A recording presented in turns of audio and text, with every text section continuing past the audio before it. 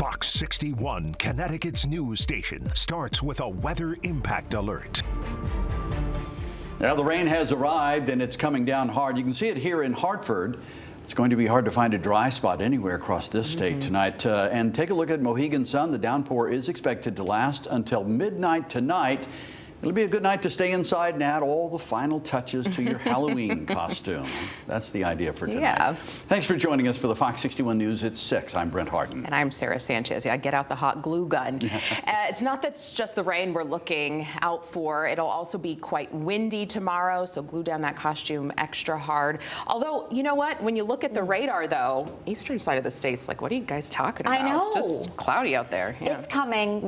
None of us are going to be safe from the heavy rain, at least at some point tonight, but everybody is also getting winds tomorrow, as you mentioned, and you were saying make sure you glue down things to your costume. Anybody wearing a Woody hat? Hold on to that. Hold on to the hat. And I was thinking about those inflatable costumes as well. Not the best idea. That would be hard to maneuver tomorrow. All right, here's a look at the radar. Again, we do have this weather impact alert in effect through midnight for heavy rain and gusty winds. And here's a look at the rain coming down like crazy right now in Fairfield County through Bridgeport, Monroe. We're seeing it through Easton and Newtown. And along with this, we could be seeing gusts up around 45 miles per hour in these kind of squally downpours. Moderate rain right now from Madison all the way up through East Haddam and Montville. And we're starting to see the rain push into Vernon for the first time since this morning in Tolland as well. All of this will continue to work its way east as we head through the coming hours. So again, just to reiterate, we've got that weather impact alert for that slower commute, the potential for some poor drainage issues in spots, and the fact that you may want to grab the rain gear. And we already mentioned to secure the Halloween decorations. I'm going to advance through about 8 o'clock, noticing now the heavier rain is in the eastern half of the state, and the western half of the state is getting a break, but we will still see lingering showers and locally heavier downpours through about midnight. There could be a lingering lighter shower through about daybreak, but that'll be about it. A coastal flood advisory is in effect until 8 o'clock tonight for just the shoreline of Fairfield County, where water levels could come up half a foot to a foot above ground level. High tide is right around now. And here's a look at those winds. Not so bad inland, but gusts at the shoreline up to around 40 miles per hour, and a wind advisory for Halloween. Your full forecast is coming up. Thank you, Rach. And with weather like this, power outages are certainly expected. Currently, there are more than 1,600 customers without power. You can see on the Eversource outage map, the southeastern part of the state is mainly in the dark. We just have breaking news for you now at 6:02. Milford Fire Department says a barge washed up onto the shore about an hour and a half ago. Take a look here. They're not sure how it got there. They're asking the public to stay away right now because of the strong winds.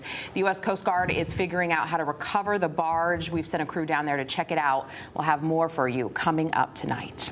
We have some more breaking news, but this time in Meriden, police say they arrested a softball umpire last week because they say he inappropriately touched 3 juveniles. Investigators say John Simone from Fairfield did this at 2 separate softball games last July.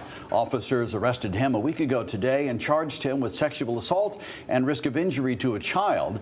He's out on bond and scheduled to appear in court next week. Now to the stories making headlines across our state. Stonington police say a high school student was taken into custody after reports of a gun being brought onto the school campus. We'll get to that story in just a minute, but we begin with the water main break in Bridgeport. It impacted thousands of families this morning, causing people to be without water or have their water discolored or unusable. Now, crews have been tackling the issue all day and were able to isolate the break so it impacted a smaller number of people. Fox 61's Jamel Johnson is in Bridgeport with the latest. Around 3:30 in the morning, a 24-inch water main broke right here on River Street. Now, initially, thousands of people were without power, including Bridgeport Hospital. Crews from Aquarian and local contractors worked all morning and afternoon to patch up a large water main break on River Street. According to Aquarian Community Relations Director George Logan, the quick response stopped the issue from being bigger. Water main breaks actually occur on a regular basis. It just depends on the location, and this one is in a very critical, crucial area. We were able to isolate the water main break within a couple hours, and now approximately 40 customers are out of water. Logan says those families are within the water main's isolation zone, and that initially thousands more lost water access for a few hours after the break. Bridgeport Hospital also was affected with discolored water. It has impacted the hospital, which has had to cancel certain procedures that are scheduled for today. We have delivered bottled water to Bridgeport Hospital. Logan says when the break is fixed, workers will start flushing the areas that were impacted.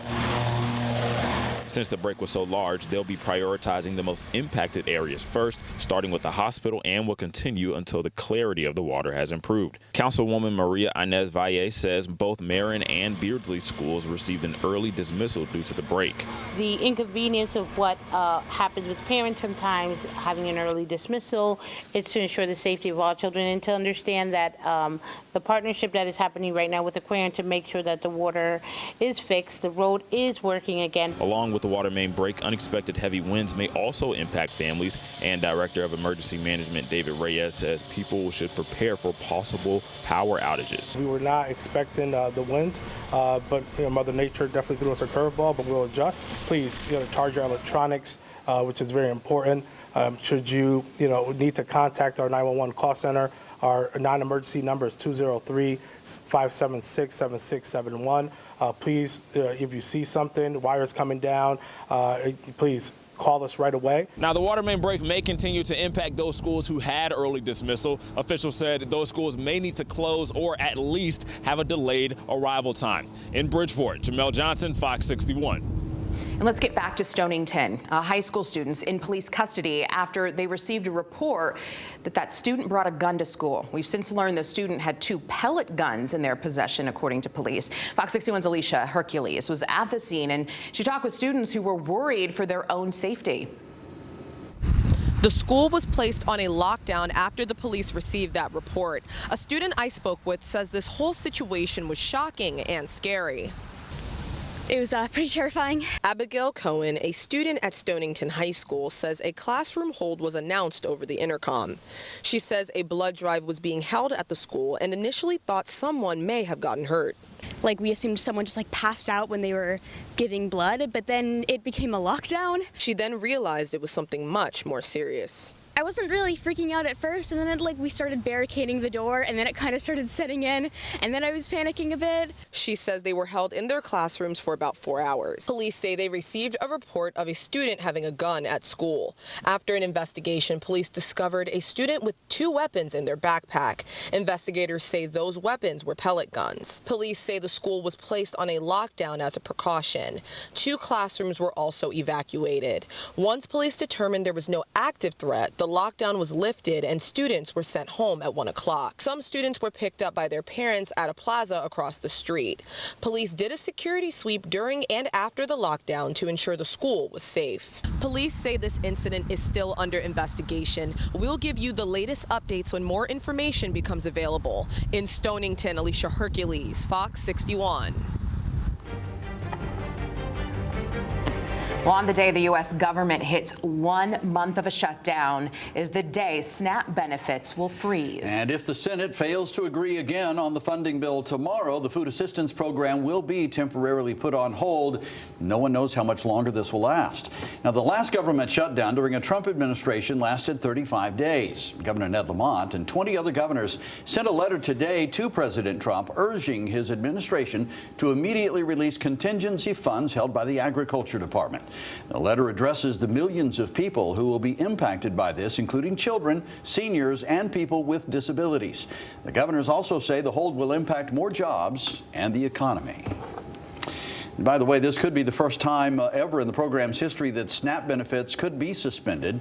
A federal judge in Boston is challenging whether the Trump administration can legally do this. U.S. District Judge Indira Talwani said in a hearing today there's a process to follow rather than simply suspending all benefits. She says she is leaning toward requiring the government to put billions of dollars in emergency funds toward SNAP. Connecticut's governor says he will dip into emergency state funds to keep more than 360,000 people fed. The judge says she will issue a ruling sometime today. Yes, it's going to really impact families. So Connecticut Food Share is the driving force in the hunger response in the state to get those people fed. They say there are several ways that you can help. Here are a few options. One, you can donate money or food. Leaders say money is preferred, so they can use it to buy the most needed items at a much lower cost than what you can get at the grocery store. We put the donation link on our website at fox61.com. And if you donate food, Connecticut Food Share says donate that directly to your local food pantry. You're also encouraged to host a food drive for your local pantry. And 3, you can volunteer. You can help with food sorting, packing, and overall support. Now, in light of the news, Attorney General William Tong is expanding his investigation into 5 distributors with footprints here in Connecticut. He says he wants to know why grocery prices have remained high since an initial spike during the COVID-19 pandemic. He says he's been looking into this since last year, and Tong tells us he is trying to determine whether price gouging or any other unfair practices are contributing to high costs. The good news, he says, his office hasn't found any immediate evidence of illegal pricing at the retail level, but he needs to look deeper into the food supply chain. The Mystic Seaport Museum announced they have laid off about 15% of their staff. They say it's because of long-standing financial challenges. Leaders there tell us inflation, increased operational costs, stalled revenue growth, and uncertain state and federal funding have forced them to make this difficult decision. We're told 22 people were let go, but we don't know what roles they filled. The museum says those roles received severance packages based on how long they worked there. They were also offered health care support to those enrolled in their health care plan. Leaders say they have outlined a plan focused on financial sustainability, mission alignment, and relevance to future audiences to avoid laying off more employees.